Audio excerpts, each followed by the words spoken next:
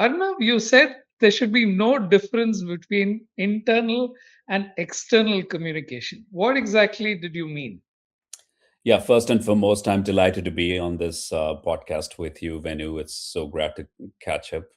We worked long time back, and in new Right, avatars, we are trying to catch up, and it's always great. correct. But the world has moved on quite a bit Right, since some of our early collaborations on different absolutely. brands. As you can imagine, that we live in a world where there is so much of transparency, information. There's no lagging of information anymore. Means you pretty Right, much have everybody has access to the same level of information possible, and that's the whole genesis of when I say that there used to be a time when corporate communication will work on a plan which is external communication plan, and then there will be sort of an internal communication plan which was somewhat linked with employer brand in some ways.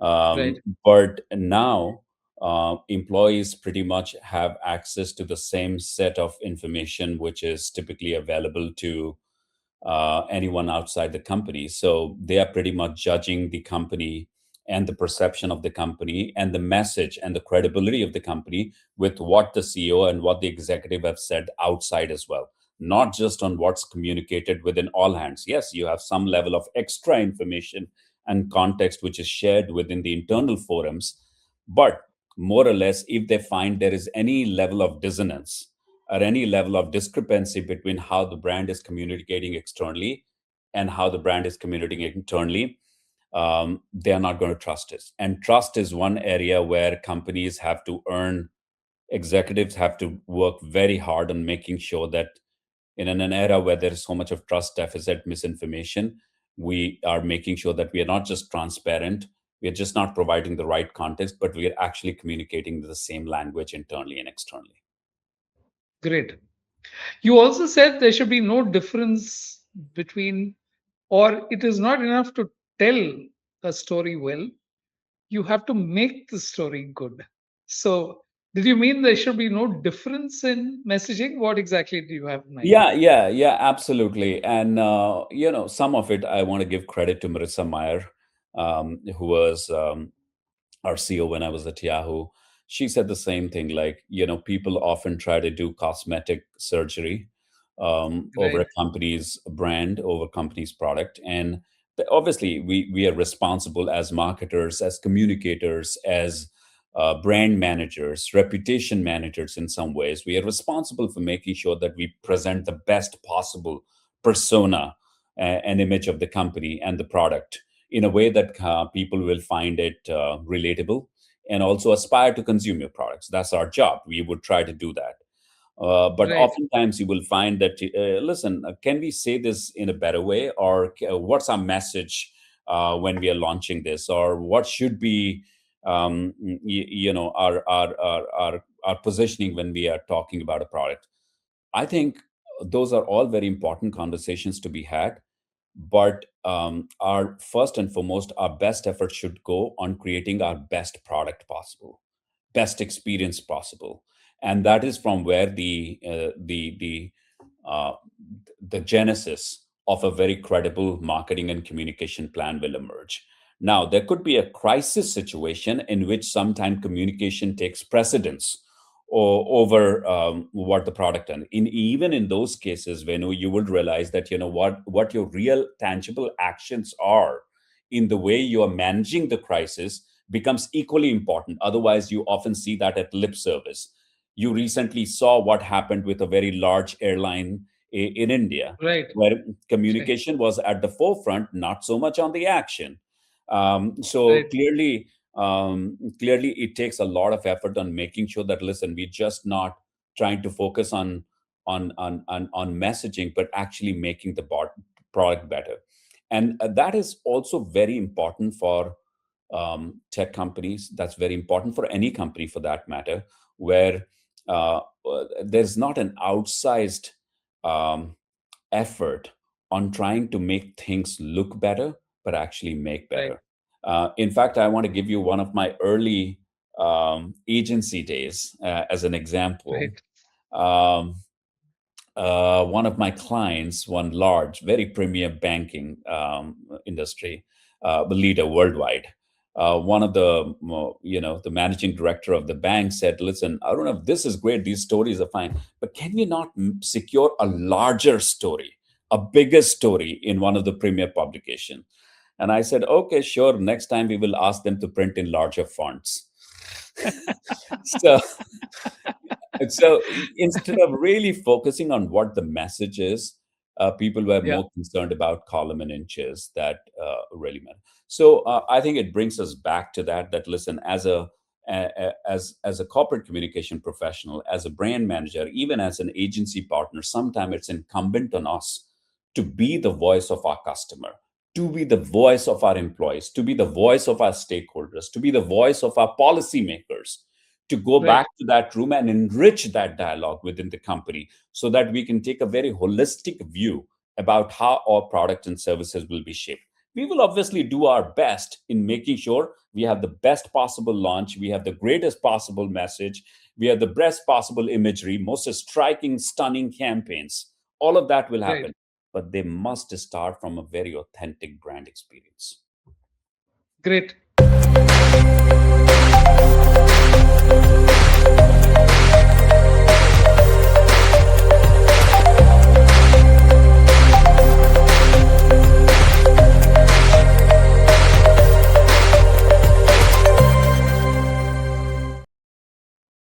Today, I have the privilege of hosting Arunav Sinha, who's VP of Global Communication at Coursera.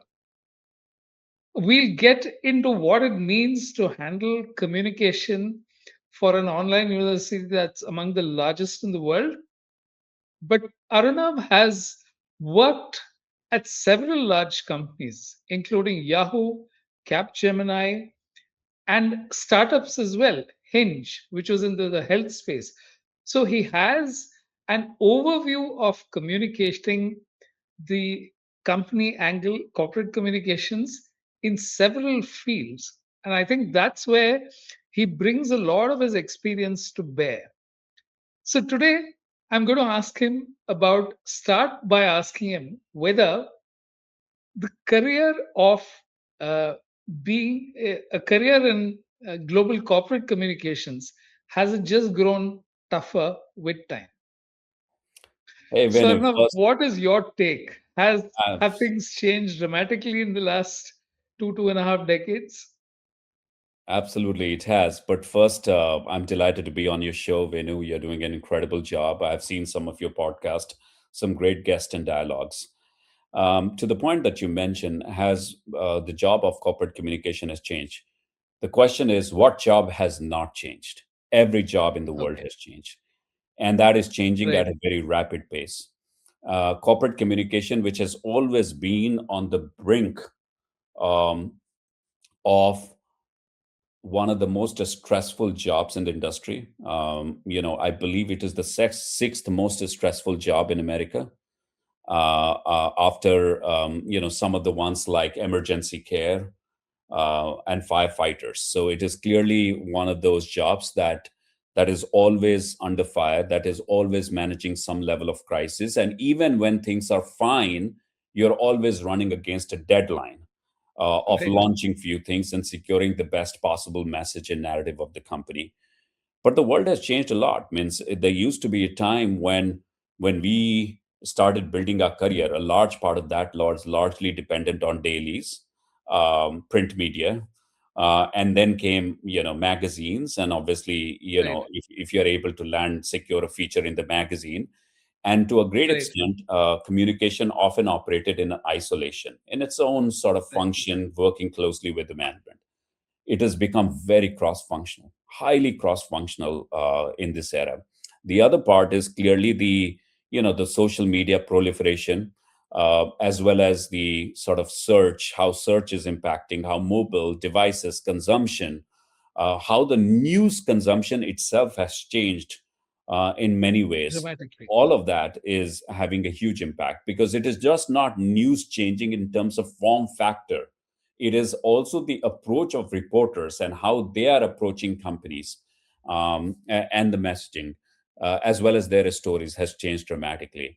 And the other part is the global nature of news stories now. Now, there is, it is possible that a story in, let's say, in Singapore may have an impact on story on your brand in the UK.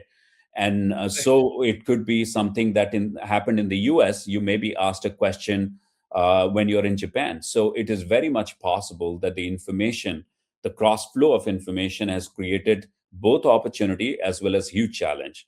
At Coursera, the way I am really harnessing this trend in many ways, there are many things that we are doing, but one of the most important things we are doing, Venu, two areas. One is that which region in the world in which I can land this story the best. I'm not so worried about, oh, I need to go exclusive in the US, or I need to have this exclusive in India, or I need to have this exclusive in UK. Where is the best reporter possible who can do the best justice to the story that I'm trying to land? Because those stories are available, or people are consuming those stories everywhere. They have Google alerts, they're consuming based on the interest that you have. Those things will surface on your mobile phones, anyways, on your laptop. So I'm not so worried about discovery, provided I'm able to produce a very compelling story. So that's one way I'm using. But on one very self-serving way I'm using is also onboarding of our spokesperson. Sometime when you have a new spokesperson in the company, they're often not so ramped up on your brand message. They're also a little nervous. They might Okay. have huge amount of experience. They're also a little nervous. You can give any amount of media training, but it is possible that they will carry some level of trepidation when they're meeting press for the first time for that company. I often start with regions where there is less chance of things going wrong, so that they have Okay. some level of training. And I won't tell you which regions are those, but I will use those countries essentially to sort of have them in the field. It is pretty much like having a cricket team playing with like one of the weaker teams to get your confidence going, and then you start playing with a stronger team. So I often launch them in low risk market where there is a lot of brand affinity, a lot of respect for the brand, before putting them in highly difficult markets like Europe and the US. Okay. So if anyone wants to get into corporate communications today, what are the traits that you think are very important? Which is an ability to communicate, of course, is the foundation. But what are the other things that you have found help to make manage corporate communication better? Yeah, that's a very important, pertinent question, Venu. In many ways, the roles have changed dramatically, and if you're so, this is one of those roles where you work very closely with the senior leadership, often with the CEO. Right. So first and foremost, you have to have tremendous executive management ability to Right. manage executives in a way that you're not subservient to them. Strong CEOs want independent thinkers around them, and you should Right. be able to advance their thinking. You're not trying to execute. If that's what you want to do, you can do that, but I don't think you will really go a long way in making your own profession successful, but also what the company is trying to achieve. So, in many ways, you should be the one where the CEO can be sort of, listen, I'm not able to get this through right. Help me understand. Let's practice. A large part of my job goes into preparing executives for very high tensed top level opportunities, sometime where the Right. stakes are so high. And for that, practice is very important. But in the practice, if your only thing that you're doing is giving all great and nice feedback, then you have to explain what are the areas of opportunities, without puncturing their confidence. Because if you do Right. that, first and foremost, they had all critical big executives have high egos. So you have to do this in very constructive fashion. So that's number one. And I think independent thinking is another very important area. That obviously critical thinking is very important. Independent thinking is very important. AI proficiency has become hugely important in the way you use it to sort of generate research, scenarios, messaging alternatives. All of those that you can do using AI is enormous. But on the other hand, it Okay. also puts enormous amount of challenge, because a big part of corporate communication is producing very authentic writing, authentic message. And It Right. is today, Venu, and I'm sure that you are a professional yourself. It's very easy to spot an LLM written prose. Very easy to spot Right. if something has been written by LLM and has not been worked over. So it's very Right. important. And if you do that with by providing quote or writing a byline for your executive, reporters will see that and say, "Listen, this is there's Yeah. nothing This interesting. doesn't work. Yeah. It's not authentic. There's nothing interesting here." So on Right. one side, you should be able to use it to drive agility within your team, but you have to do that without compromising on the integrity of the profession as well. So all these are going to be very critical. But one last thing I would also mention: geopolitics. A, a phenomenal understanding of geopolitics, which is not often associated with corporate communication Right. professionals.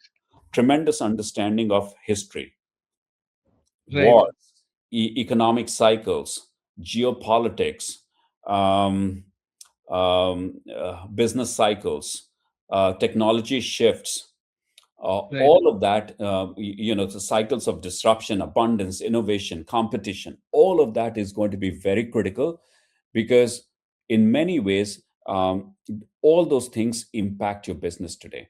And if you want your communication to be dynamic, enriching, and insightful, which often you're supposed to provide to your CEOs and executive, insightful messaging, you have to have a very wide variety of reading.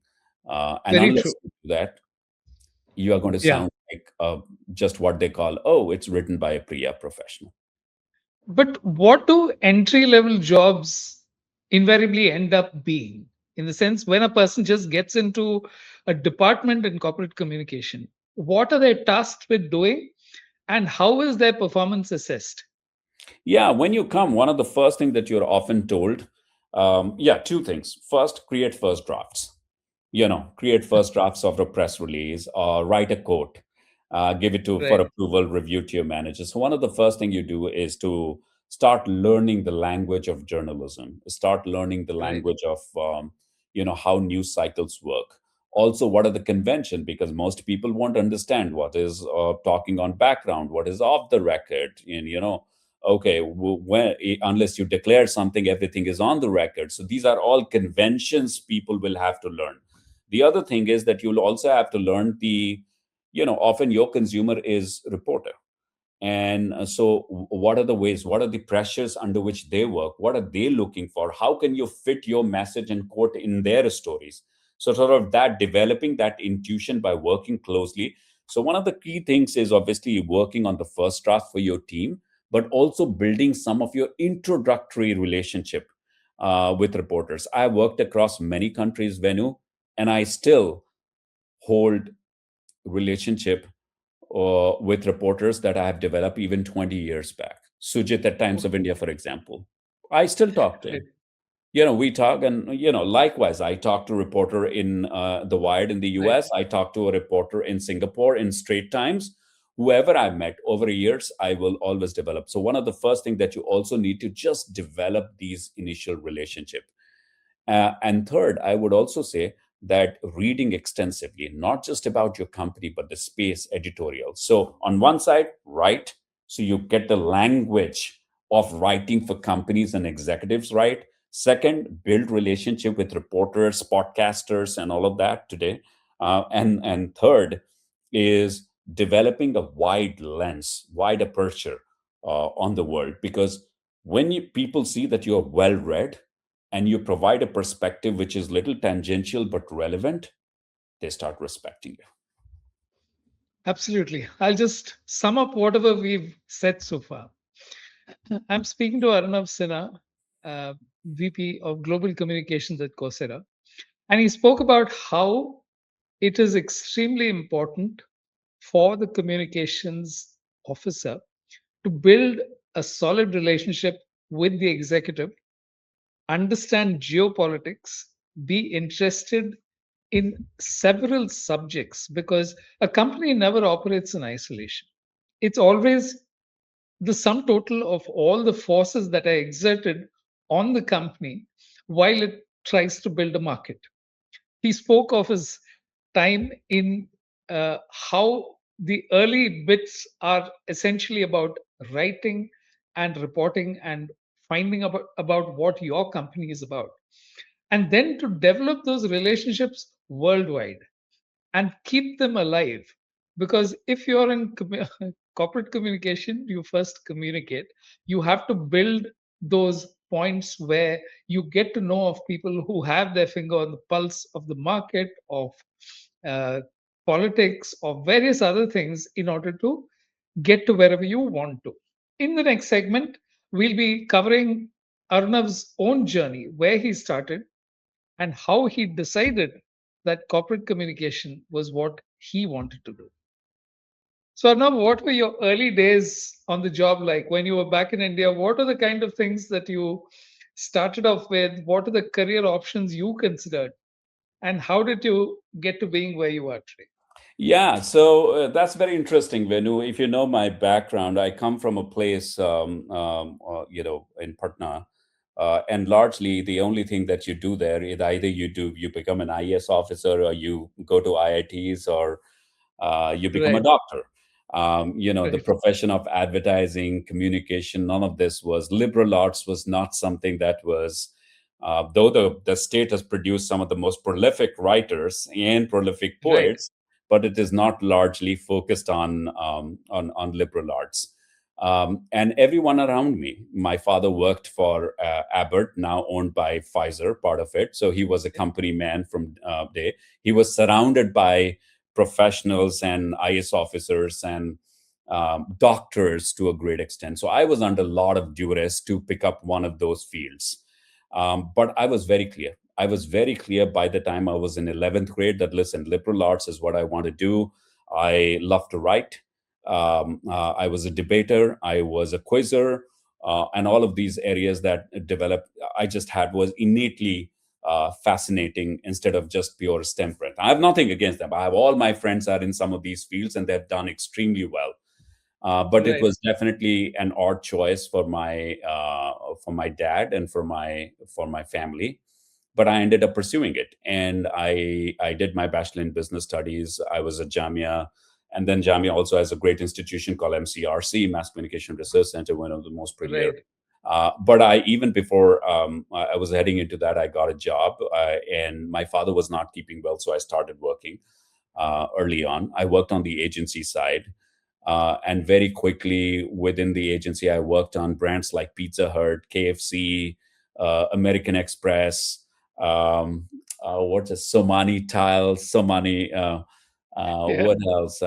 Some premium brands if I remember right, maybe it was Zara, some of the premium right, brands as well. So all of that.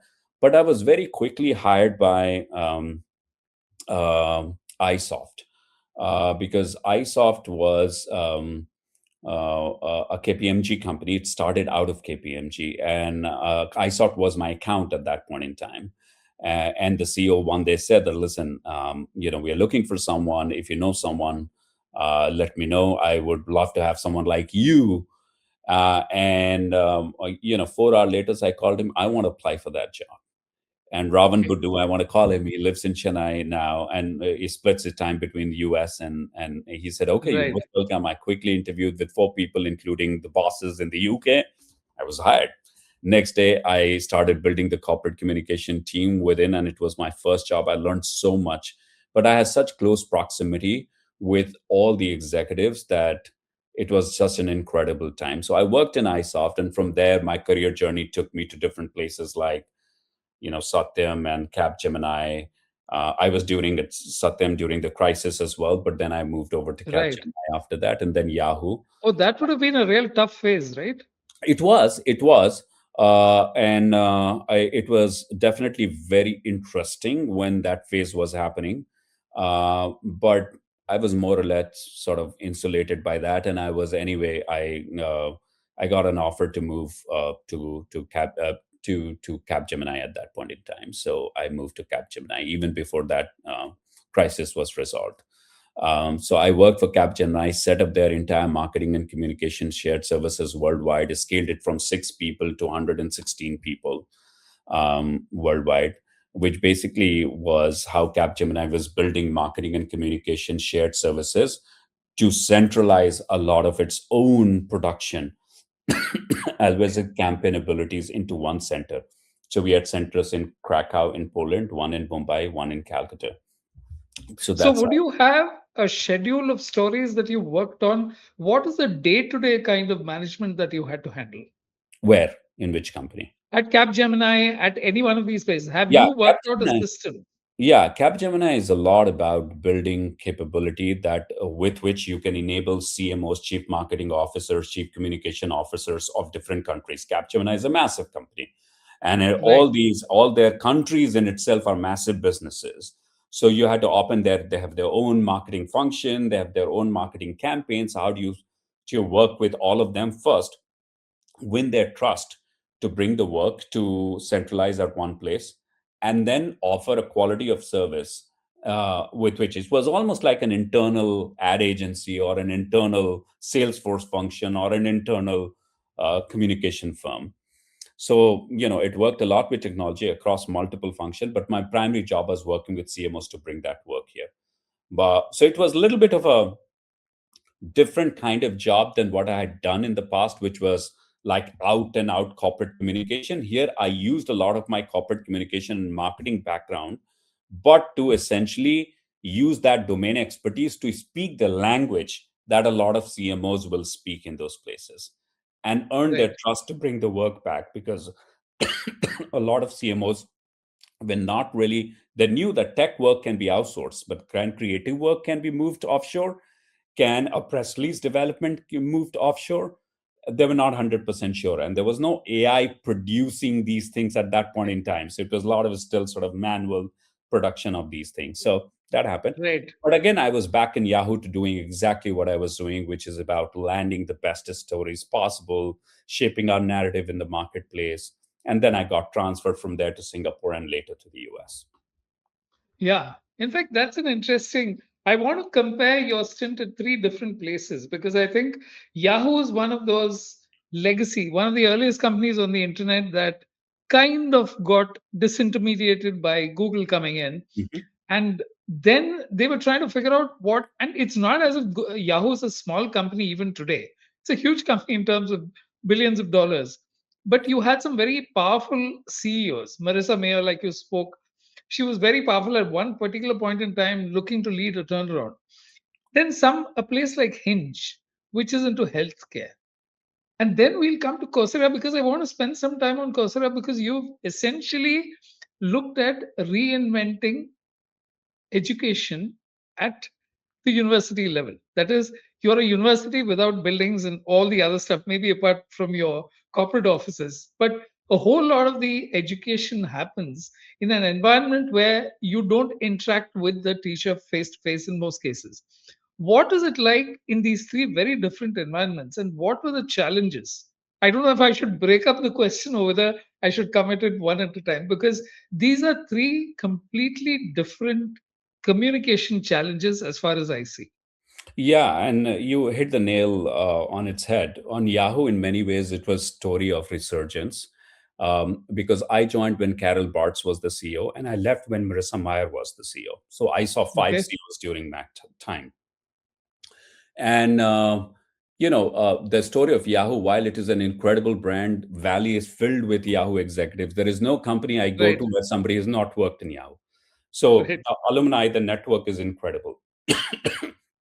And people breed purple. So what we call it, you breed purple. So in many ways, everybody is still very nostalgic about the Yahoo days in some ways, and there is a Right. big community of that now.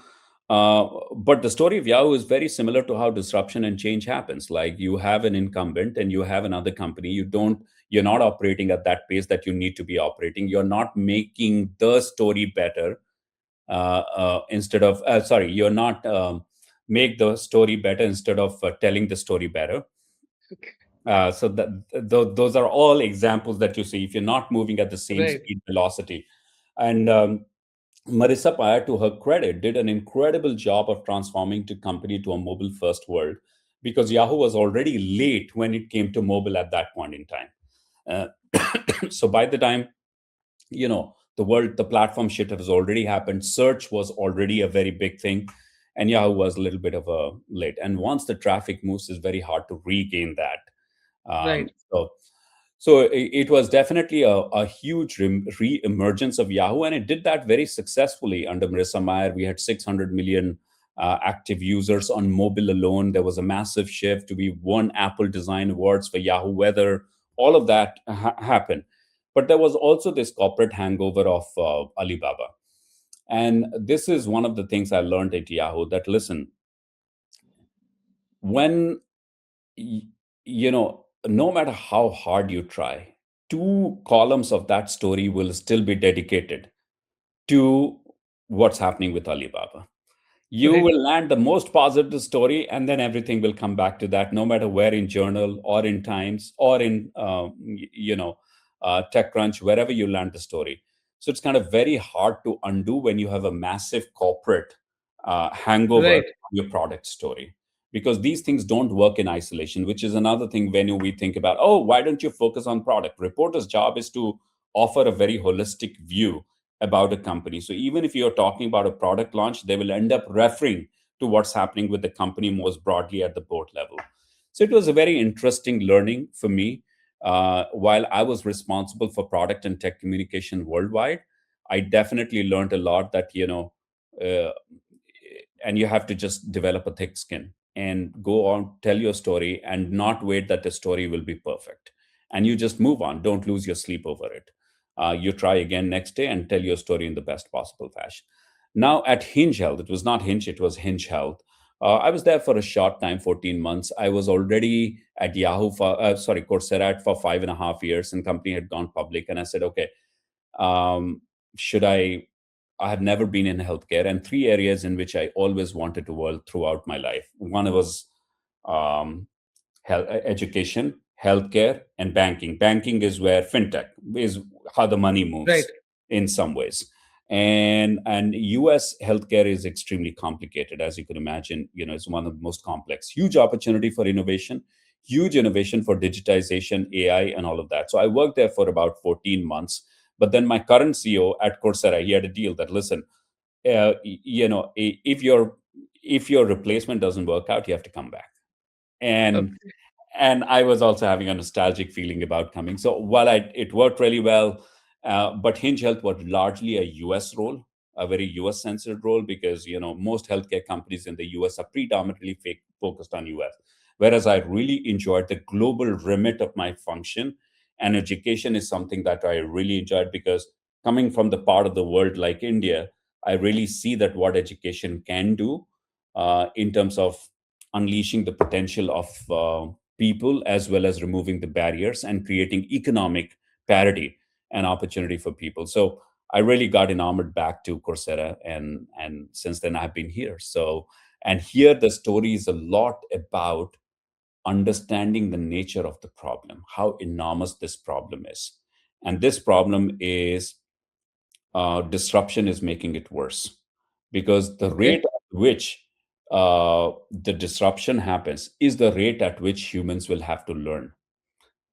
Right. They go hand in hand. And our traditional systems, as you rightly mentioned, Venu, our traditional education systems have not really kept up, both with population expansion, but also the rate of change in technology and macroeconomic factors largely. So it has left a large population unprepared.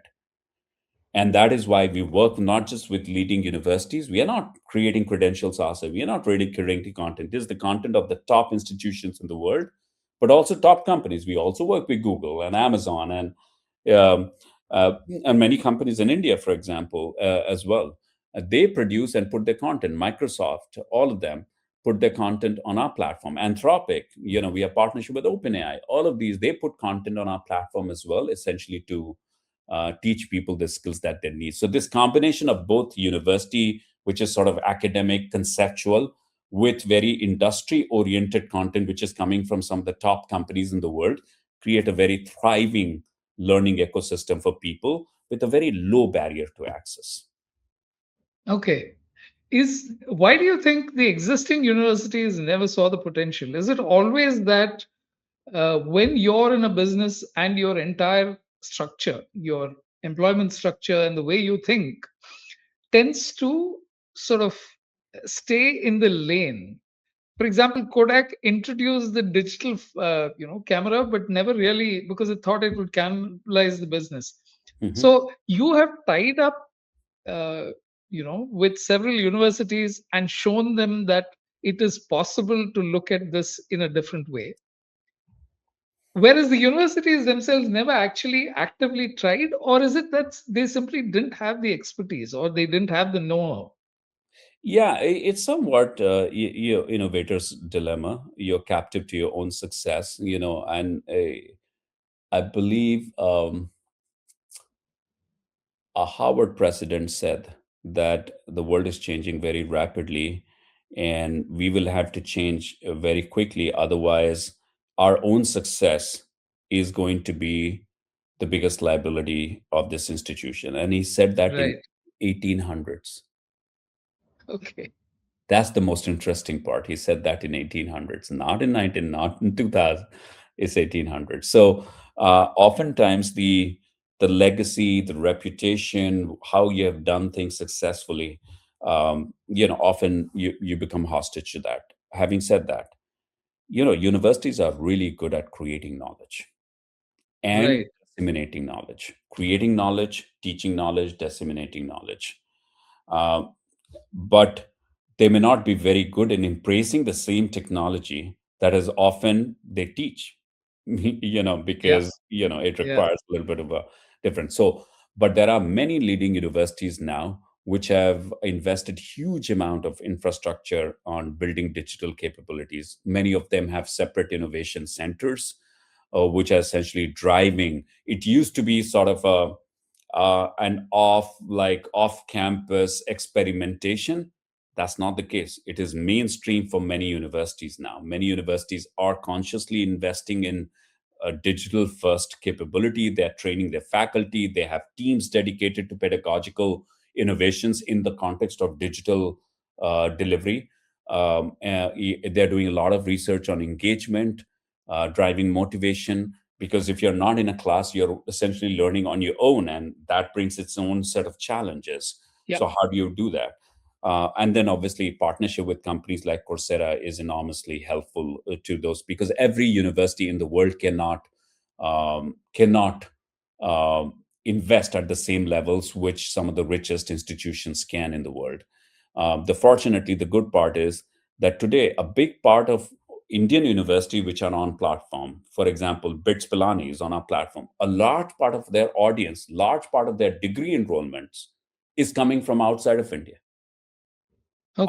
India. And that's primarily happening because BITS Pilani is a very well-known name. And not everybody is able to get access to some of the top universities in other parts of the world, which can be far more expensive. BITS Pilani education will be equally good, and they have a very credible credential. So, in many ways, many Indian universities are able to access audience outside. So, the real message of the vision of Prime Minister to be a Vishwa Guru is when you're able to teach people outside of India as well, and you're able to disseminate knowledge. And I think with some of the best institutions that we have in India, if they can embrace platforms like Coursera and access a global audience, that is the best way to build the brand of country. And in many ways, you would know that a large part of the brand of US and the UK and other some of the European countries have largely been because of the university systems. So, in terms of communication, what were the early challenges that Coursera had to deal with? Is it that, universities told them you can't replicate the interaction, you can't replicate the exact, sort of process that happens? So, how did you overcome, or what were the things that you were communicating at that point to universities to get them to understand what the potential of online education was? Yeah, I've gone through the whole cycle, both from university as well as learner perspective. On some of the first conversation initially when I joined in 2016, and I've been here for a long time. Between my two stints at Coursera, some of the first early conversation was always about this fear that Coursera is going to Okay. displace university. Whereas Coursera was not at all interested in displacing universities. Coursera was a partner for universities. Coursera could, Okay. universities could use Coursera to reach, because Coursera does not produce content on its own. It does Okay. not give its own credential. It is the university which decides on giving a credential. It is the university instructor. But there was always this kind of fear that, listen, are we in the business of displacing? So what's going to happen? You saw this entire sort of the rise of MOOC in New York, and then the death of MOOC. All of that is Right. stories that happened in New York Times, earlier than that. So the first was a lot about getting universities to become comfortable with putting their content on a platform and getting a lot more of these top universities produced, because you cannot create a network effect unless you have a lot of content on our platform. So first Right. was addressing the supply side, which is how many thousands of courses, making it easily accessible to people. So that's one. The second challenge was a lot about the value of the credential, which is one of the Okay. points that you mentioned. Okay, you go to university, you get a credential. If you learn something online, will it have the same level of credential? And in some ways that represented a very logical channel, but also it was a challenge of how mature the market is. It was very similar to, if I'm ordering something online, will I get exactly what I'm supposed to? If I'm doing a digital transaction of my money, will it actually go where it's supposed to? The same level of paranoia and fear that you had the same level of, if I'm learning something online, will credential be valuable? Now, a lot of the first set of credential that came on the platform was essentially non-credit credential. It was essentially that showed that, listen, you did this course on, let's say, creative writing. You've done something from Wesleyan University or Yale or somewhere. You have this that you can show. But in many ways, what people started to understand, it is less about the credential value. It is more about your intent. Okay. It was more about your intent, that are you first and foremost, I when you say that I'm a learner, are you backing it up with, if you're already 10 years down in your career, what have you learned new? Everybody said, I'm a lifelong learner. I'm always curious. I'm always reading. Have you actually done something? Obviously, you don't have the luxury with two kids at home, Right. and a wife and parents, that, listen, you will go back to abandon all of that to go back to college. That's not possible to go something, but Right. can you keep learning in some way or form? So it became a proxy for showing your interest and aptitude towards something. That, listen, you did something 5 years, 10 years back, that's fine, but can you tell me that, listen, you've done a recent course in Python because the world of coding is changing. You've done a recent course on AI because the world of AI is changing. You've done a recent thing on cybersecurity because the world of cybersecurity is changing. It became a proxy for intent. That's how the shift happened and people started trusting. But the third, and now, which is the most interesting phase in which we are, is, you know, um, we have content, credential, and then you also have LMs, which are highly smart, which can teach you a Okay. lot, but they cannot teach you everything.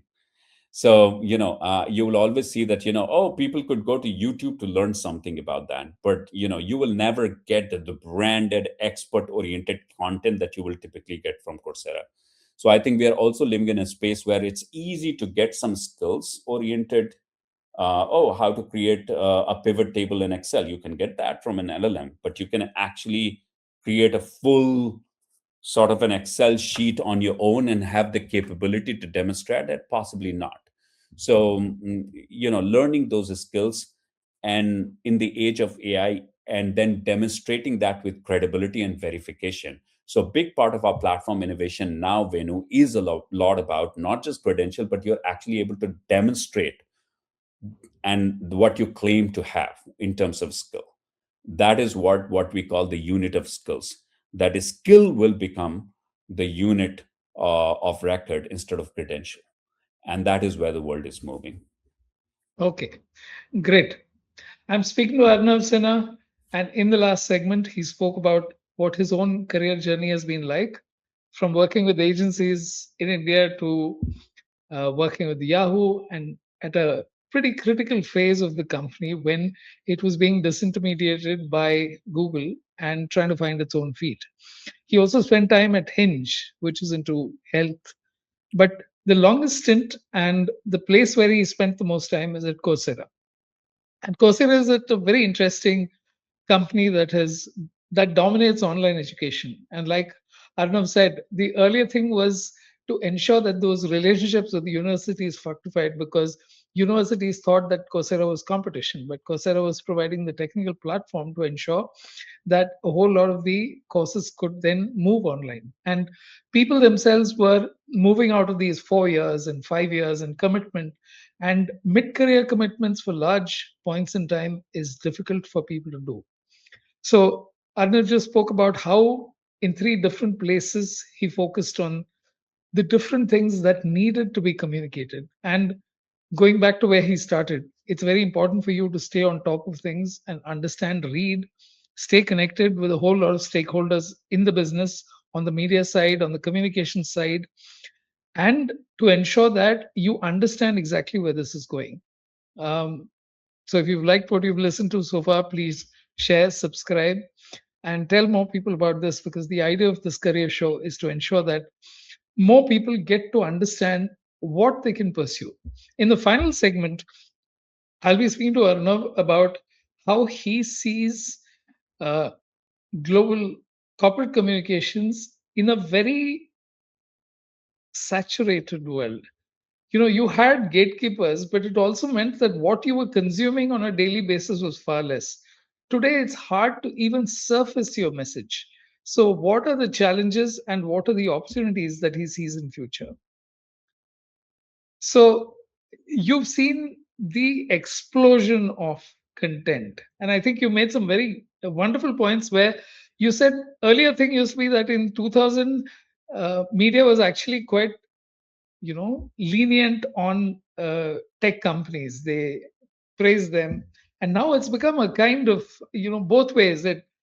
And CEOs have discovered that they can go directly to their own internal audiences as well as external audiences through videos and through various other webinars or whatever it is. So in a place like this, where the important part is how do you get people to understand why it is important to spend that time, how is the role of corporate communications changing? Yeah, very pertinent question. And before I answer that, you rightly pointed um, to the relationship with big tech and media. Means there was a tech was the darling of media that led to creation a lot of new media. Means in some ways the information, the Wired, the tech crunches, all of them Right, came because there was a big media, big the emergence of tech audience and the tech companies in some ways. So there was a rise of a parallel media universe that was right, happening along. And then to some ways, the tech companies started right, displacing, disintermediating media companies. But I think we have now struck a good balance where some of the best names in the world, they know how to embrace technology essentially to distribute the content. So they have learned the new rules of the game in some ways, and they know that they have the best journalistic heritage. They have the credential. They have a brand that people trust. And in an era when information is cheap, you actually put a lot of premium on high quality information.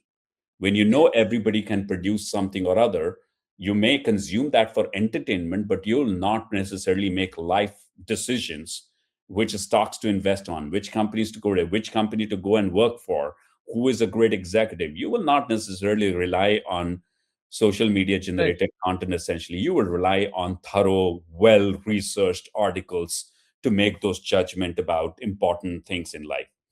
Coming back to in the information explosion, how do I make sure that? So first and foremost, in terms of role, in many ways, I see, Venu, the role of corporate communication is no more about monologue. It's not unidimensional, unidirectional communication where companies said something and people consumed. In many ways, I think it is a role of dialogue now. It is a true dialogue. And the role of public, I often say to my team, and I often think a lot about this, our roles is essentially about shaping public dialogues about the company and the space.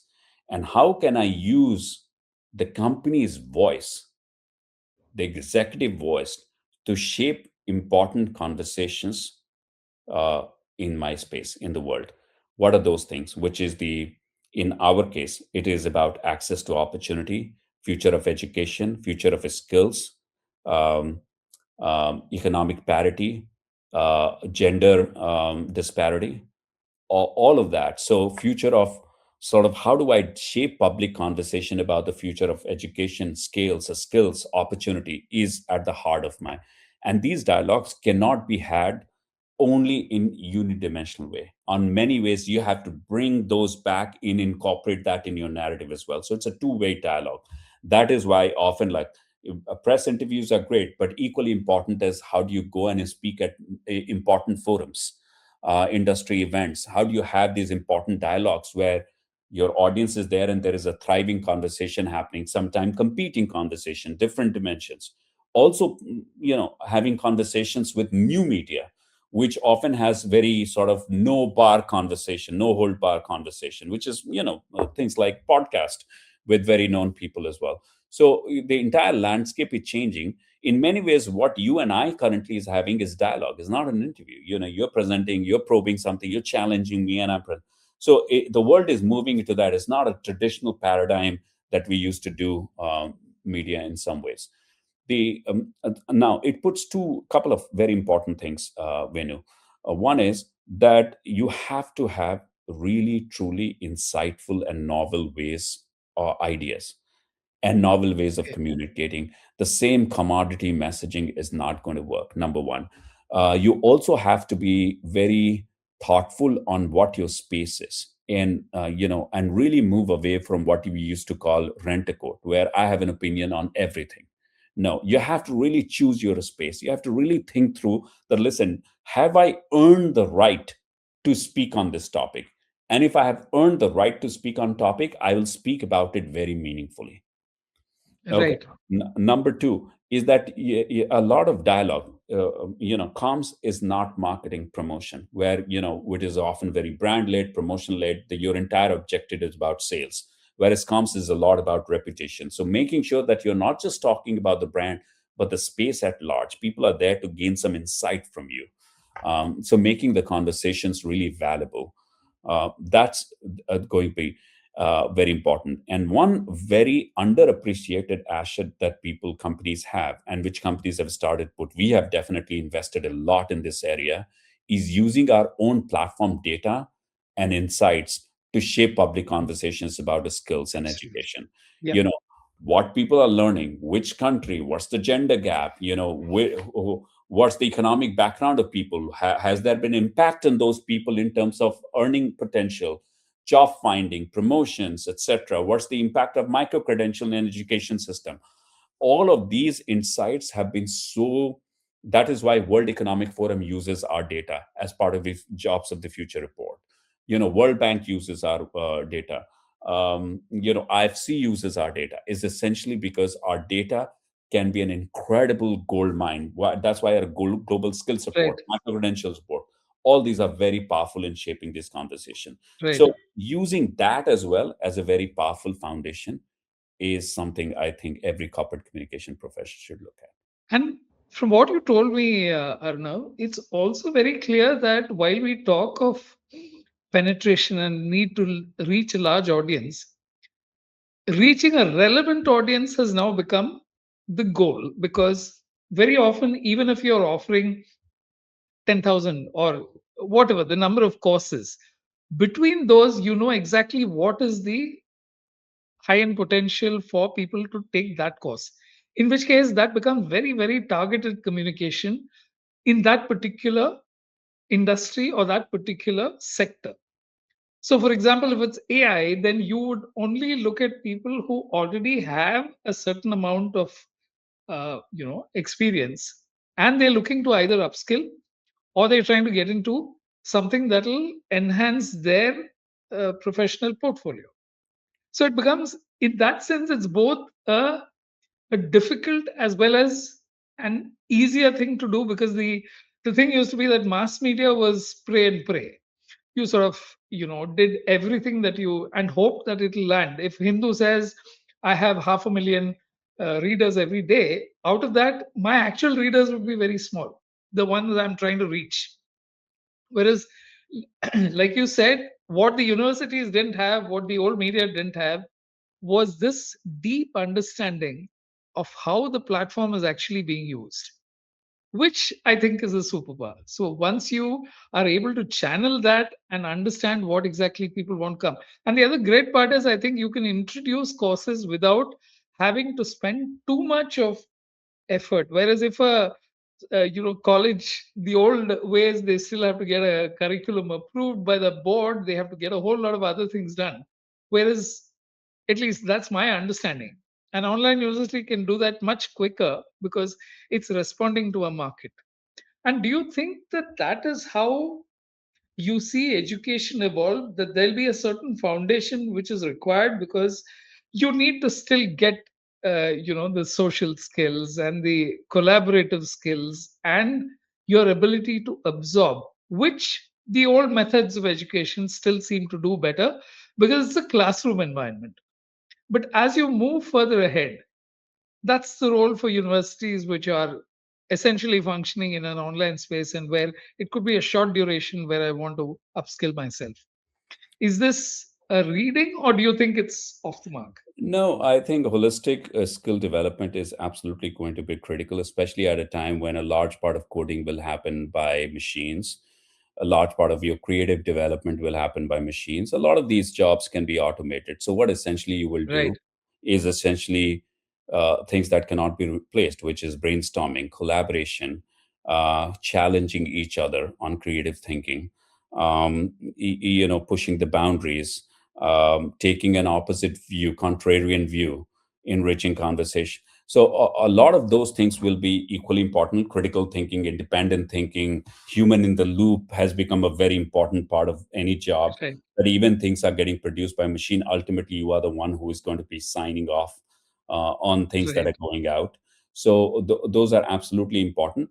That does not take away the importance of developing your core skills. For example, I think a good writer can become a great writer using AI, but a bad writer cannot become a good writer using AI. okay, So it is very important. Venu, I know that you have a creative understanding. You have spent you can use AI to produce a far better creative with someone who has absolutely no background. They can go on the chat and they can do some prompts and they will produce something, but the kind of finesse that you will have in terms of what prompts to give right, and what questions to ask, what creative right, aspirations I have, what palette will work, what will not, all of that is just impossible. You have the domain expertise through which you can extract and maximize AI.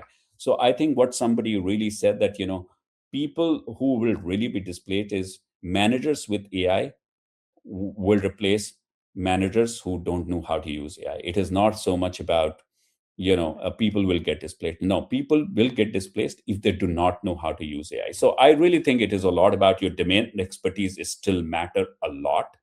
And I think AI will do a great job, make you an extraordinary professional amplifier of your domain expertise. You have the ability, but your core skills should. And that's why, to every professional, some of those core skills are great writing, great presentation, incisive thought processing, independent thinking. These are all indispensable skills to have. And you should not think about, oh, if I know how to draw something using Figma, I will be all right. No, AI can do some of that, but you may not be able to.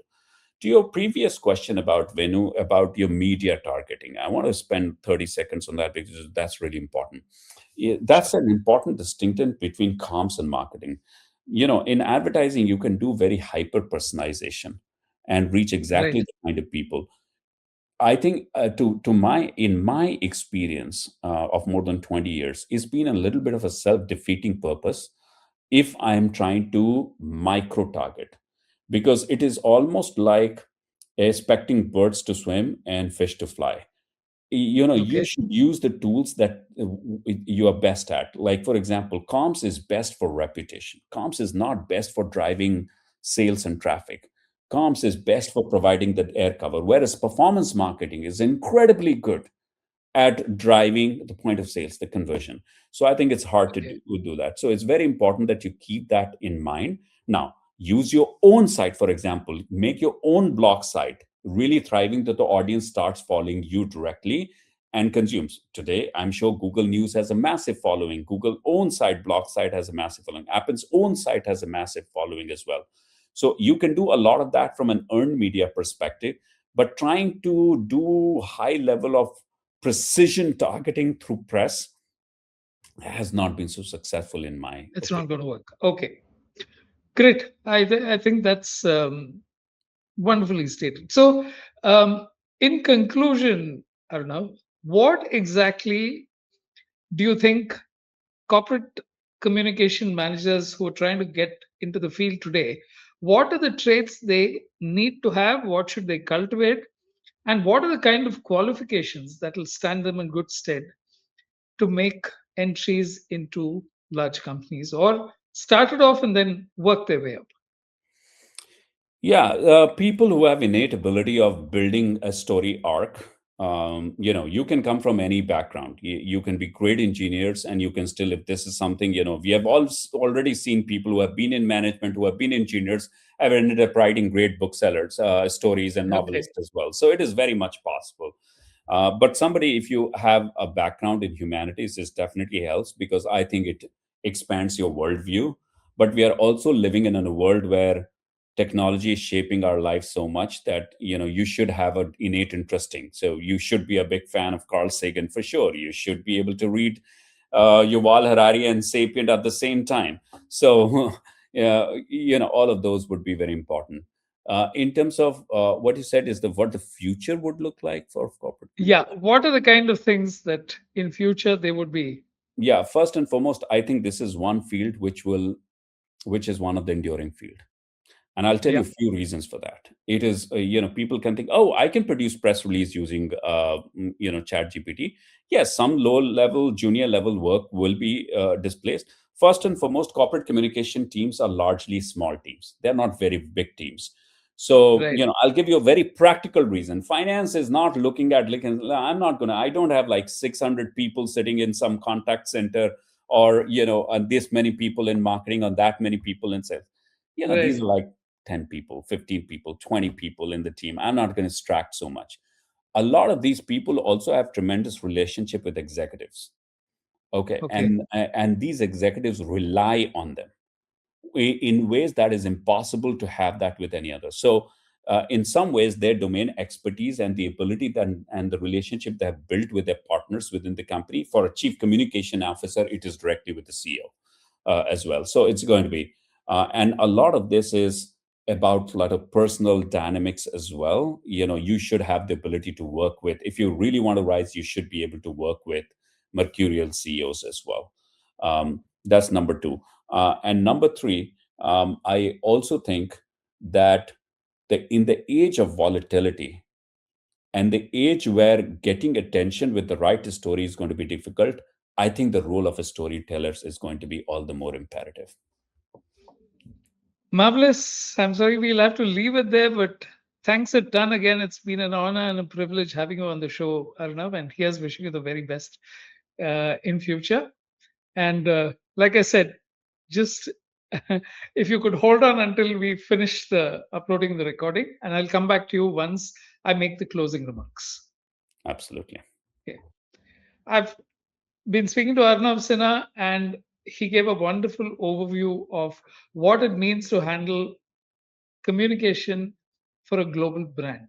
And he's worked on several of them. So it's not as if he's talking from experience of just one and in three completely different fields.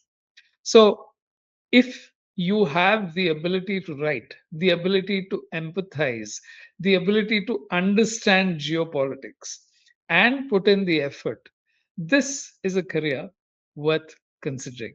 Next week, another career journey, another guest with vast years of experience. Until then, thank you for watching.